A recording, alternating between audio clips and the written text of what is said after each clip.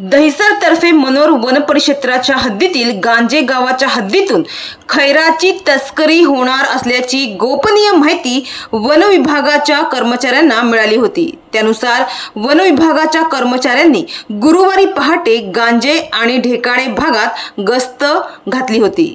गांजे गावाच्या हद्दीतील राखीव वनक्षेत्र परिसरात रात्री गस्त घालून बसलेल्या कर्मचाऱ्यांना पहाटे 3:30 वाजण्याच्या दरम्यान एक संशयित टेम्पो आढळून आला।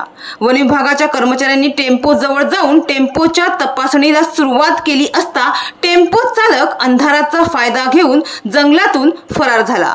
दरम्यान वन विभागाच्या कर्मचाऱ्यांनी टेम्पोची तपासणी केली असता या टेम्पोमध्ये सोलिव खैराच्या ओंडक्याचा साठा आढळून आला। या कारवाईत 1.578 घनमीटर आकारमान असलेले खैराचे 77 सोलिव ओंडके आणि टेम्पो मिळून 4,75,000 रुपयांचा मुद्देमाल जप्त करण्यात आला आहे। तर टेम्पो चालकाविरोधात वन विभागाच्या अनुसूची 1 मधील मौल्यवान खैर झाडाची कत्तल आणि तस्करी प्रकरणी वन अधिनियम 1927 नुसार गुन्हा दाखल करण्यात आला आहे।